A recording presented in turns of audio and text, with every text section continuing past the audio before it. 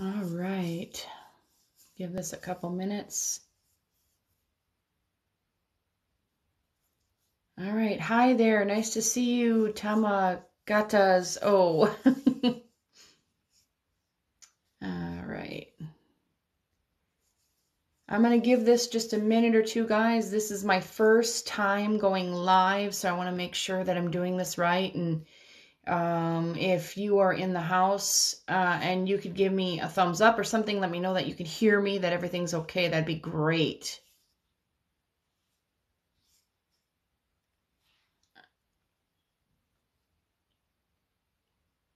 All right.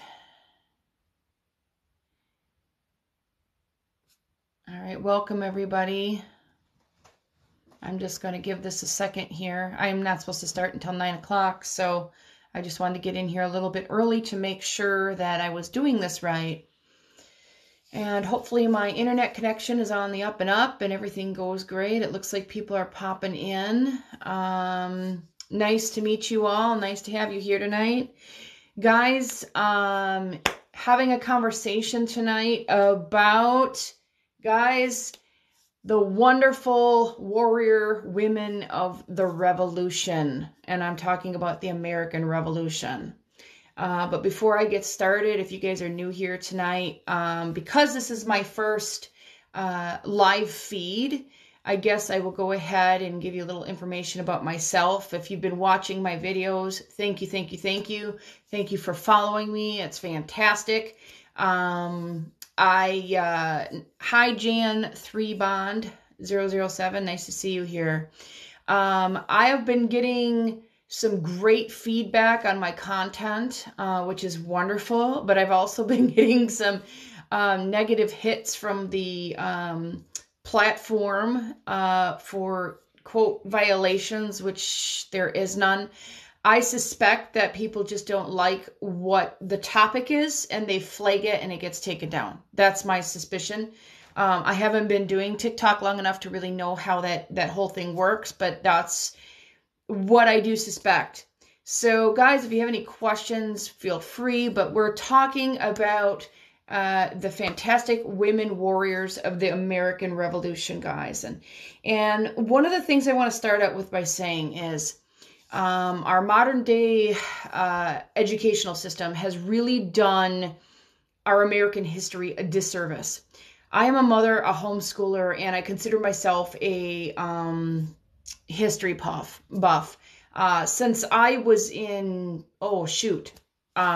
fourth, fifth grade, right? I was driven towards history and finding out the truth of our history, and I've just been geared that way.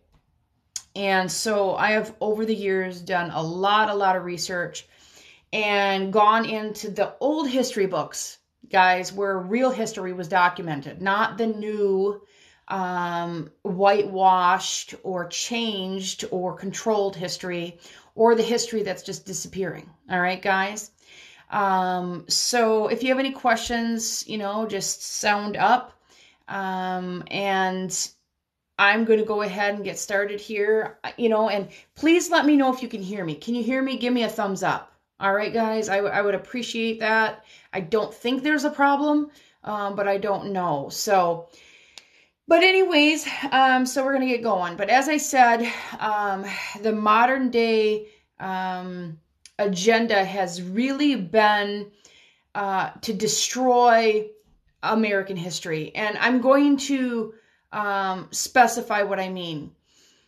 Now, throughout history, we know women have had a tough go of it, right? History proves that in the worst of times, women get the brunt of whatever is going on. It has nothing to do with skin color, has nothing to do with race or creed or religion. Women in general will get the brunt. Women during wartime are the ones that are taken as war pieces, right? As fodder. women traditionally would be taken into slavery, raped, whatever, and that happens. But guys, we have a rich history here in America of women warriors that fought for freedom and liberty. And I'm going to share some of these with you that you may not know of. See, because our modern day education system wants to hide the fact that our founding fathers during the Revolutionary War and in the colonies actually joined together with women to win the war. As a matter of fact, I'm going to argue with you tonight that we could not have won the war without women. Men may have been on the front lines and women stepped into that at times, but it was women behind the scenes, guys, that did the correspondence. They were the couriers or carriers and the spies behind the scene. Because, guys, men, right, weren't to be trusted by the British. Men were obvious. If they were spies, they were caught and they were usually found out very quick. But because women were considered non-threatening, you know, pure and feminine and genteel, right? They could easily sneak in behind the scenes and get the intel needed that men could not get.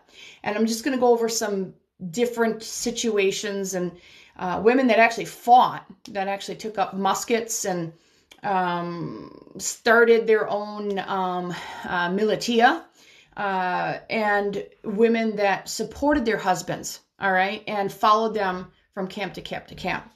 Generally, and the biggest way that women supported the war effort was this. Number one, they supported their husbands. They followed them from camp to camp to camp, and they offered their services. They made food. They acted as nurses.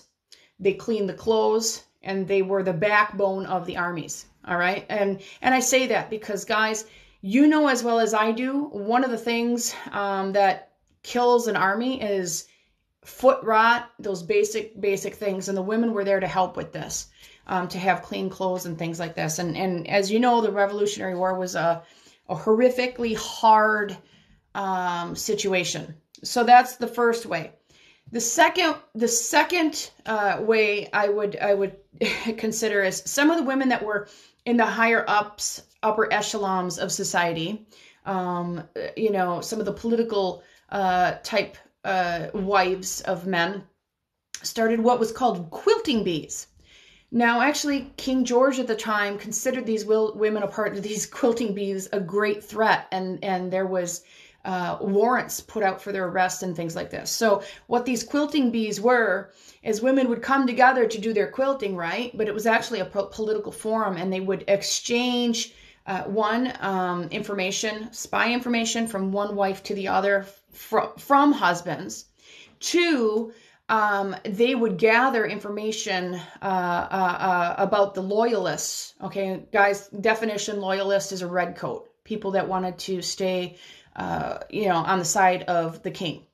So they would gather this information, but most of all, they would go from town to town and they would spread the colonist word of the day, or propaganda, if you want to call it, for freedom and liberty. So they were considered a great threat. But I'm just going to go over a couple of these founding women, guys, and it's actually pretty impressive, the amount of spy work that they did. Some women actually very successfully for 3 years pretended to be men. Now, before I go any further, guys, I want to make it clear that I am, I believe in traditional biblical roles, but that does not mean when war comes to your door that you sit back and you allow your husband to take the brunt of it. These women during the Revolutionary War, what they did very good was back the men and sometimes stepped into their roles. One wife actually, when her husband got shot down, she stepped up and she stuffed the cannon with, you know, with the lead. So, I mean, very, very brave women. But guys, I'm going to start off with Sarah Fullerton. And I'm just going to go through a couple of these names, tell you what they did. And I realize this is my first night tonight. Looks like I'm getting a lot of likes. I can't tell from my end how many people are in here. or what have you. So I'd see something up in the corner, but if you guys have any questions, feel free, all right? Sarah Fullerton created, in a response to unfair British taxes and regulations, the Daughters of Liberty organization. The Daughters of Liberty organization was the first mentioned in the press in 1776. They would organize boycotts. Now, guys, get this. These are women out in the political light. All right. Now, for a time when women couldn't own land or they couldn't vote, women were still politically boisterous, and it was not shut down like so many of the leftist, and I'm just going to say it. I believe in traditional feminism, the right feminism, but not the man-hating, the world is against me feminism. So let me make that clear. But a lot of the feminist agenda today squelches the fact that women were doing such things, and they were. Hannah, am I a teacher? I am. In my home. I am a homeschool mom. I have been teaching my children for 10 years. I am an avid reader. I absorb weekly books on top of books. And when it comes to history, it's always stuck with me. It's always been my niche. So that's what I am. So I'm giving you some of this information. And one of the reasons I homeschool is because I want my kids to get this real information, the true information. So guys, this Sarah Fullerton, she started this group, the Daughters of Liberty. All right, they would organize boycotts and to help manufactured goods were short in supply. Even engage in public protests when necessary. That's a big deal for women back then to do that. Regarded as the mothers of the Boston Tea Party, Sarah Fullerton is credited with the idea of men disguising themselves as Mohawks. There was a group of men that disguised themselves as Native American Mohawks to infiltrate and get things done, and this was her idea. The Daughters of Liberty also engaged in other support liberty. Famed Sons of Liberty leaders Samuel Adams said, with ladies on our side, we can make the Tories tremble. The word Tory means loyalist. Those were the people that wanted to stay with the king, with the British. All right, so they were called Tories. It was a derogatory word, and rightfully so. So this was right here. Samuel Adams himself said, "With the ladies on our side, we can make the Tories tremble." I think our founding fathers knew in many of their letters and writings, there was very high language and speak in writings about the women that helped them. Sybil Ludwig, we're going to move on to her, known as the female Paul Revere. Guys, this is one of my favorites. All right, myself at 16. This is kind of what I would have been like at this age. All right. Then 16-year-old Sybil Ludwig rode 40 miles, guys, on a horse, on her horse named Star, to warn the local militia, if that's what you want to call it, group of men, local warriors, to warn local militia that the British troops were on the move. Redcoats had landed on the coast of Connecticut and were marching inland to destroy the rebel supplies. Because Colonel Henry Ludwig had to stay nearby Danbury to brief his soldiers, his eldest daughter volunteered to rouse the militia. So she was out to give the war cry, to get people roused up to fight. She rode through the night, avoiding bandits and British patrols before returning safely in the morning. Although the militia could not save Danbury, they did force the British troops back to Ludwig, to Long Island. So she did, because of a 16-year-old girl was brave to get on a horse and warn Danbury. Troops were saved and the British were pushed back. Again, I'm going to say what I said at the beginning of this. It's stories like this. Every little story, every individual that had an impact on that war is why we won. And women were an integral part of that, very much. All right, I'm going to do one more here, Deborah Sampson. I'm going to do a couple of these, and then I'm going to save this. Every Sunday night, I'm going to have a series for about a month on women of the Revolutionary War, and just keep it going. I don't want to, it's 9:14. I figured if I go a half hour, that'd be great. So, Deborah Sampson, recently freed from indentured servitude on a farm. So a little tidbit of information here. It was very common for people to be indentured servants. An indentured servant was usually somebody that either owed money and they had to work. In modern day terms, people call them slaves. They weren't technically slaves. They were working for somebody to pay off whatever they owed or what have you. Deborah Sampson was dedicated. She was a dedicated patriot, determined to aid in the war effort. She enlisted in the 4th Massachusetts Regiment under the name Robert Shirtliff. All right, along with binding her chest, guys. That means she, wrapped up the girls so they couldn't tell she had them. Binding her chest, she refused medical treatment after several wounds in order to hide her identity. So she was pretending to be a man, to hide her identity. Her ruse was only discovered when she fell ill with the fever in 1783, when the attending doctor placed his hand on her chest to see if she was still breathing. He thought she was a he at the time. Sampson received a veteran's pension and was recently designated Massachusetts state heroine. So that's something that I want to bring up, guys. The women that took up arms, and some of them took up arms because their husband fell, like Martha, which I will talk about a little bit. The founding father, the colonial government of the time, right after it was established, gave these women lifelong pensions, and they earned it.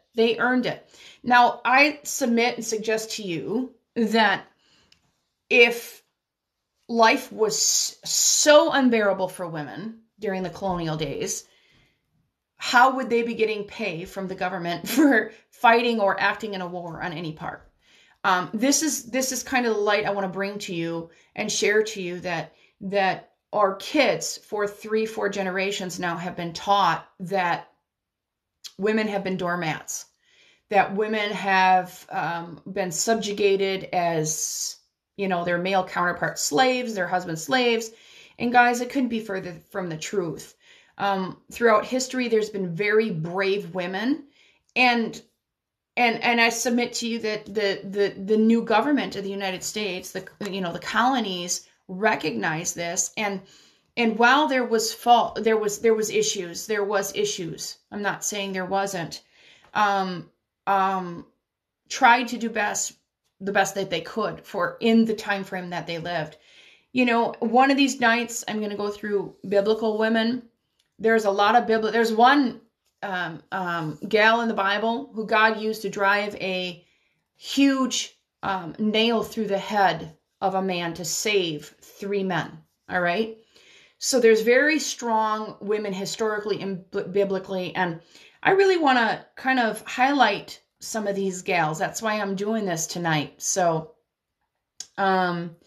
Lydia Darrell, Philip, let's see here. Sorry, my computer just blacked out on you. All right, the Philadelphia home, Lydia Darrell, was often used as a gathering place for British officers. During their meetings, Darrell would hide in the closet adjoining the room where they met. She would then smuggle the information she overheard to her son, who was serving in the Continental Army. The intelligence included plans for a surprise attack on American forces by George Washington at White Marsh in November 1777. Warning enabled the colonial army to prepare and fight off the attack, with the British retreating back to Philadelphia. Sorry, guys. The colonial army was able to successfully reach its winter quarters in Valley Forge. Now think about this, guys. Because of a woman spying on the enemy and warning George Washington himself, he was able to prepare appropriately so that he could be successful in the battle. Without that female counterpart there, without that woman there, that would have never happened. Would not have happened.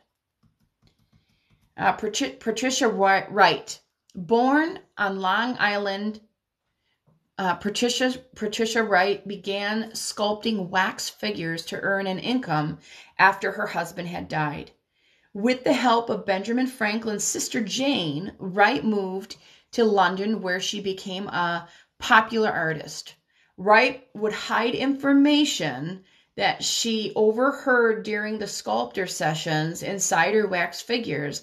Then she would ship them back to the Patriot leaders of America. She even pleaded the case of independence when she had the opportunity to meet King George and and Queen Charlotte.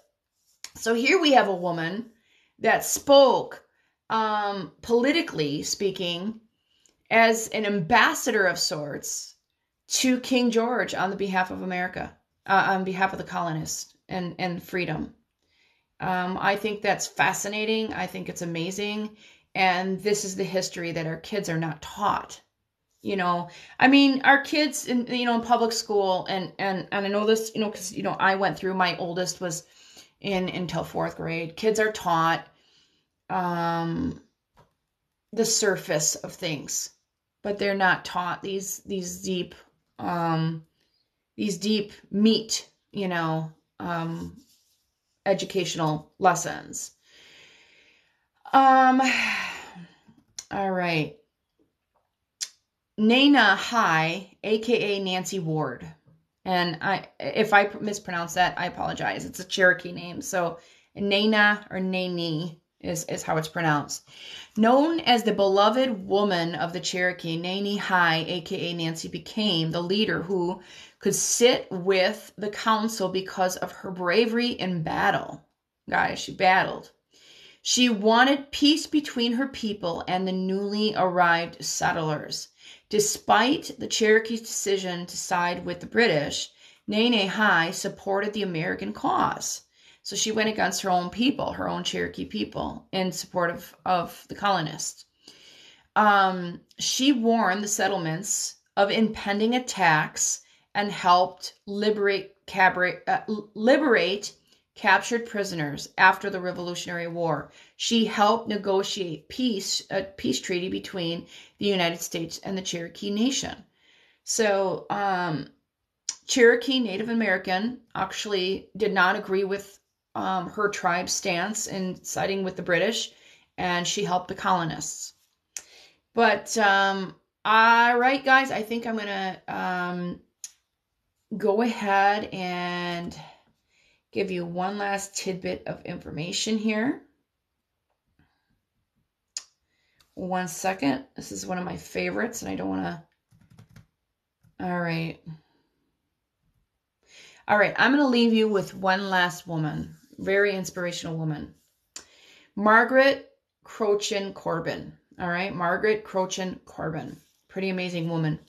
Was one of the wives who, during the Revolutionary War, were tagged as camp followers. So that's what they called the women that followed their husband and took up support and assistance to the armies. These women followed their husbands, cooking, washing laundry, and doing whatever domestic chores needed to be done, nursing, etc. On November 16th, 1776, while they were stationed in Fort Washington, the fort was attacked by the British and Hessian troops. All right, that's British company. Margaret's husband, John, was assisting the gunner who was ultimately killed during the battle. John took over the gunner until he was killed. Now, the gunner, this was the big cannons, guys, okay? Margaret, known as Captain Molly, had no time to mourn as her husband would fall.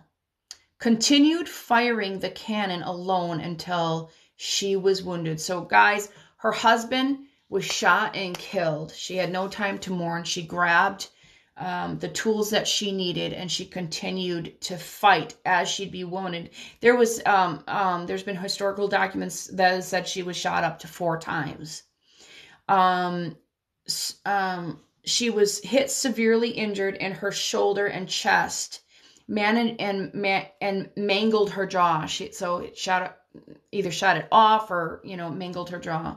She never fully recovered from the wounds and was left without the use of her left arm for the rest of her life. But here's the thing, guys.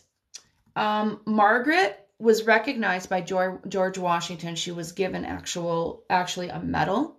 She was given a army pension for the rest of her life. And these were the type of things that happen when women stepped up.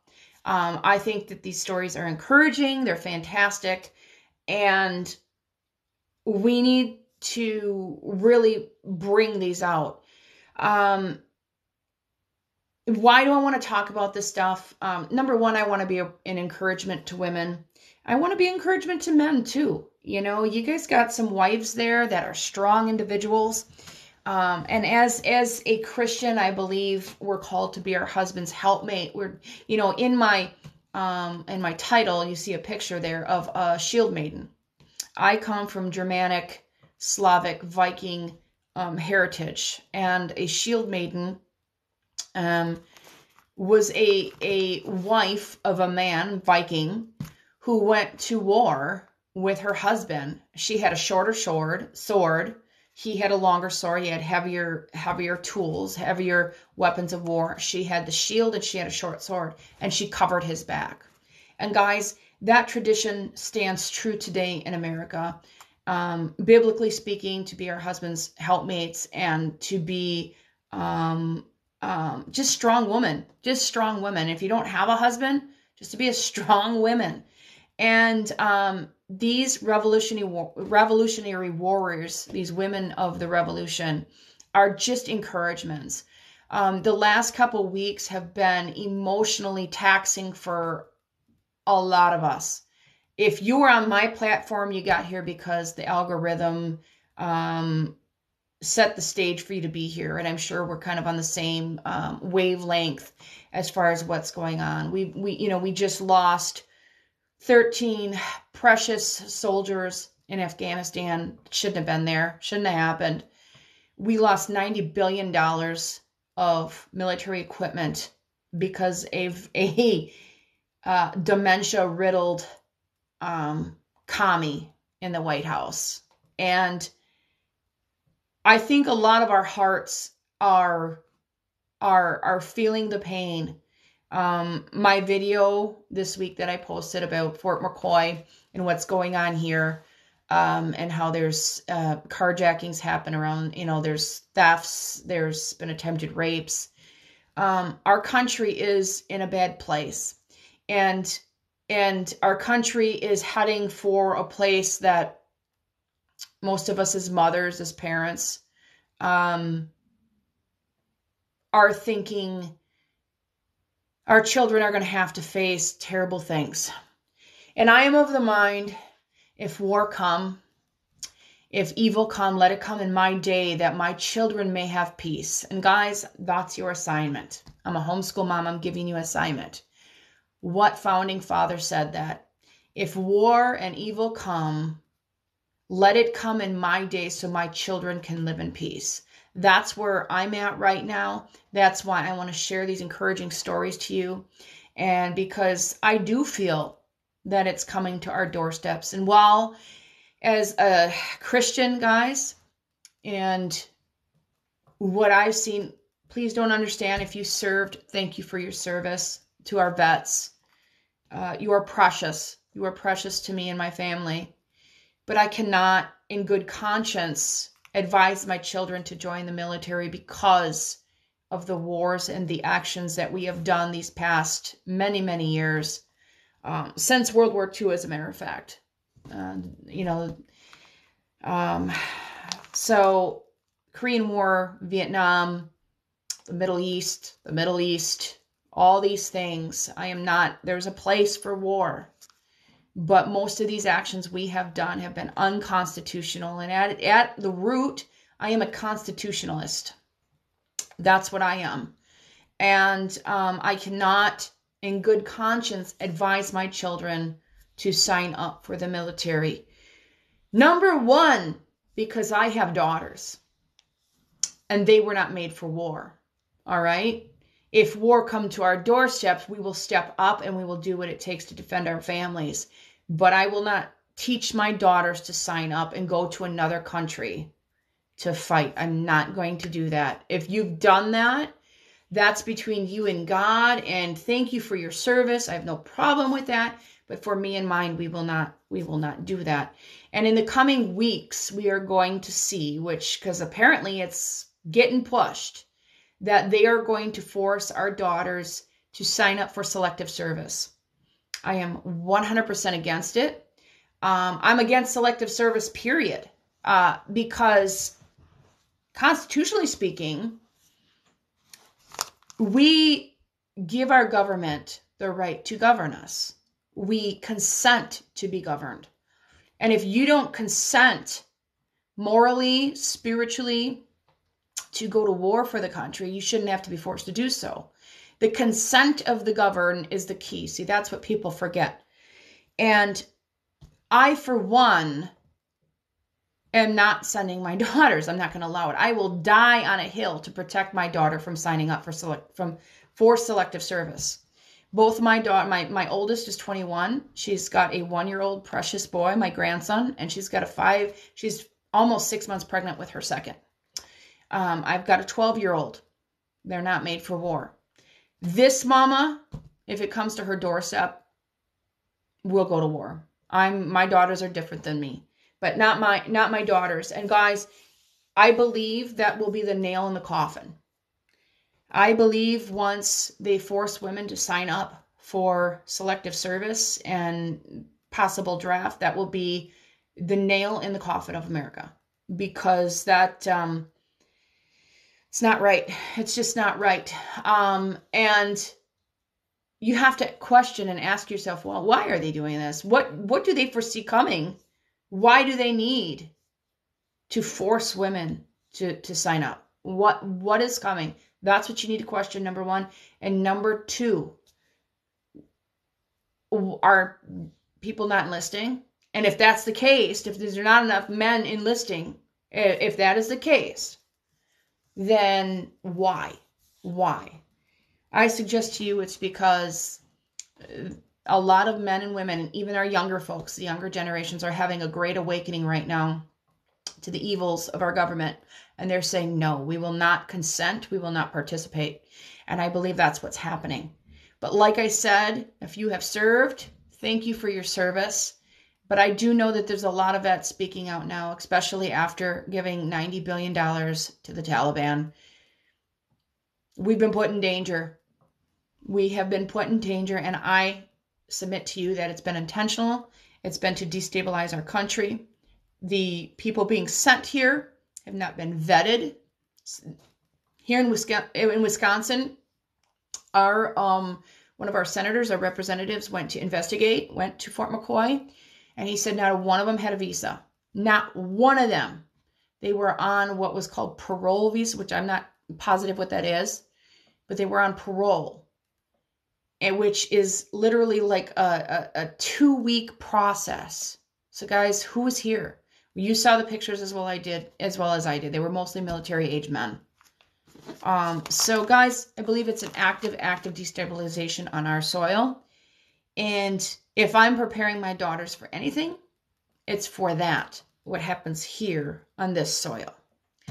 So guys, I'm going back in history, and we're using these women as inspiration to look to the future and not repeat history, the sins of the past, but go forward and keep our hope. So, guys, I'm going to wrap this up for tonight, and I hope you have a good night. I hope you enjoyed this. And I don't even know if this goes on or it just disappears after this, whatever, but we're going to be doing this every Sunday night with this topic, revolutionary heroes and figures. First it'll be women, then it'll be men. Lots of historical facts. And I just keep following my channel. I enjoy what I do. I'll try to give you as much information as I can. And I'm a woman of action in what I do, guys. What I teach this to my kids. All right. And you could do this too. If you guys are thinking about homeschooling, I will be bringing some messages and videos to you on homeschooling, some information about that. So stay tuned. All right, this is the Battle Axe, guys. And one of these days I'll share that nickname with you and how I got that from my dear friend that is now passed. But that won't be tonight. So God bless you guys. Have a good night, and we'll see you soon.